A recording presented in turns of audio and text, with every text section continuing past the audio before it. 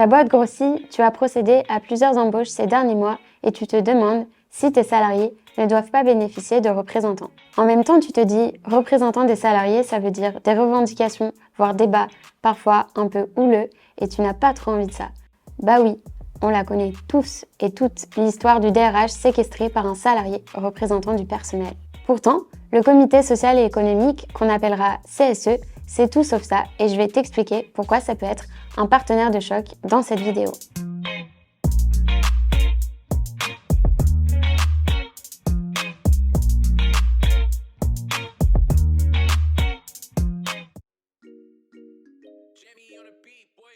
Le CSE, c'est l'instance unique de représentation du personnel qui regroupe les anciens délégués du personnel, le comité d'hygiène, de sécurité et des conditions de travail, ainsi que le comité d'entreprise. C'est donc l'un des pivots du dialogue social au sein de ta boîte, où toutes ces instances sont regroupées en une seule. Instance unique, en voilà déjà un avantage, puisque tu n'auras qu'un seul interlocuteur pour tous les domaines suivants. La santé, la sécurité et les conditions de travail de tes salariés, la présentation des réclamations individuelles et collectives de tes salariés, la consultation sur tous les sujets qui peuvent avoir un impact sur la vie de ta société, comme les congés payés ou encore les licenciements économiques. Pour aborder tous ces points, tu devras organiser des réunions avec les représentants. Ils bénéficient d'heures de délégation et de formation pour se préparer. Si tu souhaites avoir plus de détails sur ce sujet, je t'invite à cliquer sur le lien en description qui reprend tout le fonctionnement du CSE. Nous, on va surtout se pencher sur tes obligations, les avantages à avoir un CSE et sa mise en place. Bah oui, faut bien commencer par l'essentiel. À partir de quand tu es obligé de mettre en place un CSE?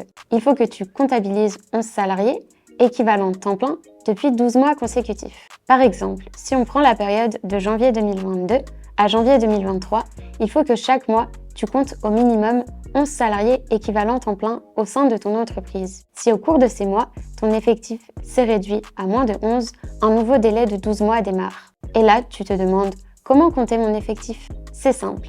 Il faut que tu prennes en compte tous les salariés titulaires d'un contrat de travail à due proportion de leur durée du travail, y compris ceux dont le contrat de travail est suspendu. Un salarié à temps partiel ne sera donc pas compté de la même manière qu'un salarié à temps plein. Certains salariés ne sont pas pris en compte et parmi eux, il y a les mandataires sociaux, les titulaires de contrats d'apprentissage ou de professionnalisation, les stagiaires et les titulaires d'un CDD ou contrat de travail temporaire lorsqu'ils remplacent un salarié absent ou dont le contrat de travail est suspendu. Ok, donc là, tu comptes ton effectif et tu te rends compte que tu as bien 11 salariés depuis 12 mois consécutifs. Tu es donc bien tenu d'avoir un CSE sous peine d'être condamné pour délit d'entrave, 1 an d'emprisonnement et 7 500 € d'amende ou pour tout préjudice subi lié à son absence que pourrait invoquer un salarié dans le cadre d'un contentieux. Malgré tout ça, tu te demandes si avoir un CSE, ce n'est pas se mettre des bâtons dans les roues pour la vie de ta boîte. Eh bien non, au contraire, en voici tous les avantages. Le premier avantage du CSE, c'est que ça permet à tous les salariés de s'exprimer. Plus ton effectif grossit, plus tu peux avoir des demandes de leur part et plus il est compliqué pour toi d'en avoir connaissance. Les élus du CSE ont pour rôle de te transmettre toutes les potentielles demandes de tes salariés. Ils sont les interlocuteurs principaux entre l'employeur et les salariés. Aussi, généralement, les salariés osent plus transmettre leurs demandes aux élus. Grâce à ça, tu pourras donc prendre tes décisions en ayant connaissance des besoins de chacun, mais aussi et surtout, tu auras un interlocuteur et pas 100. Le second point positif du CSE, c'est qu'il te permet aussi de créer des avantages aux salariés plus facilement. Dans les entreprises de plus de 50 salariés, le CSE dispose d'un budget de fonctionnement et d'un budget lié aux activités sociales et culturelles. C'est toi qui leur attribues ce budget afin que des avantages puissent être instaurés au profit des salariés et ce, sans avoir à payer de charges sous réserve de respecter les conditions fixées par l'URSSAF, bien sûr. Enfin, même si tu as moins de 50 salariés, rien ne t'empêche d'attribuer un budget au CSE si tu le souhaites. Là, tu te dis, ok, des avantages, mais dans quel domaine? En pratique, il est fréquent qu'un CSE attribue des avantages aux salariés dans les domaines suivants. Billetterie, bon d'achat, chèque cadeau, accès à des salles de sport à prix réduit, etc. Tu as donc plein d'idées pour avoir des avantages pour tes salariés, d'autant plus que selon une étude menée par Harvard et le MIT, un employé heureux au travail serait 31% plus productif. Tu te doutes que ces discussions vont aussi te permettre de valoriser ta marque employeur. Et oui, proposition d'activités sportives, d'offres promotionnelles dans tout domaine, ça attire les candidats que tu reçois en entretien et ça te permet aussi de maintenir tes salariés dans tes effectifs. Grâce à ces avantages, les salariés gagnent en pouvoir d'achat et ont un meilleur équilibre entre leur vie professionnelle et personnelle. Et maintenant, venons aux accords d'entreprise. Sujet plus technique mais tout aussi important pour toi puisque par exemple, si tu as envie d'adapter les modalités liées à la prise de congés payés dans ta boîte ou encore de prévoir une durée du travail propre au profil de tes salariés, tu devras passer par un accord d'entreprise. Avec un élu du CSE, c'est hyper simple.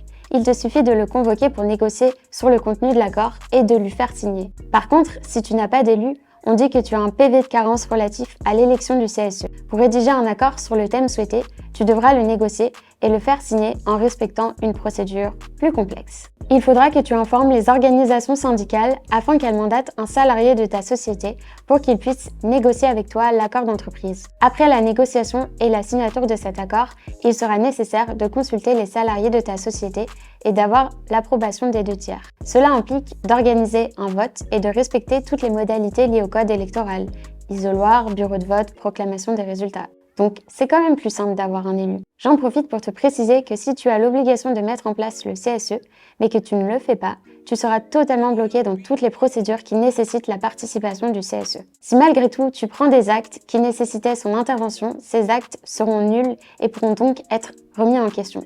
Du coup, tu vois que c'est quand même plus cool d'avoir un élu, non?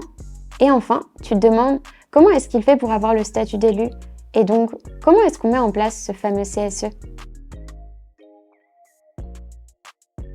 Pour ça, tu dois organiser les élections professionnelles dans ta société, ce qui implique pour toi de respecter une procédure particulière.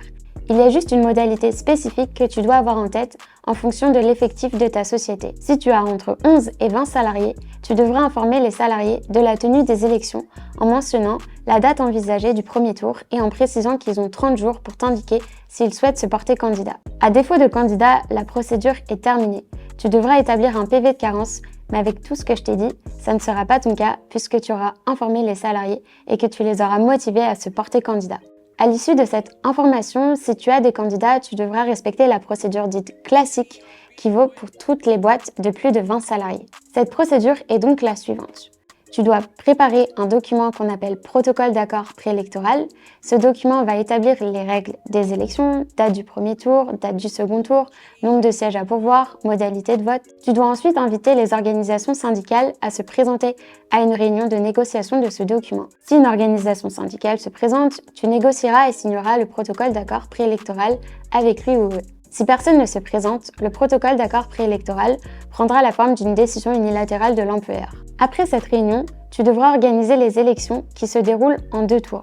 Le premier tour des élections est réservé aux salariés présentés par une organisation syndicale. Si tu n'as aucun candidat ou que le calcul des quantums n'a pas eu pour effet de désigner un élu, tu devras organiser un second tour où là, tous les salariés pourront candidater. Donc, pour le second tour, tous les salariés pourront se présenter. Le déroulement des élections se passe soit par le biais d'un vote électronique, soit en présentiel, comme pour n'importe quelle élection, dans des isoloirs, en plaçant des enveloppes dans des urnes. L'une ou l'autre de ces méthodes donnera lieu à un dépouillement et à la proclamation des résultats. Pour plus de précision, je t'invite à cliquer sur le lien dans la description pour lire notre guide qui reprend toutes ces étapes. Certes, c'est long et un peu complexe, mais pas de panique, Bold est là pour t'accompagner et créer plus de vie dans ta société.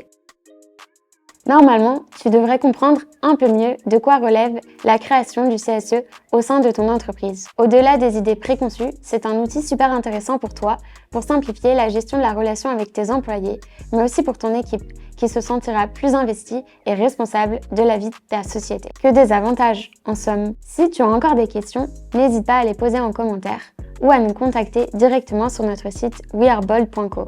On se fera un plaisir de t'accompagner sur ce sujet. Et pense à t'abonner à la chaîne pour voir les prochaines vidéos. À très vite!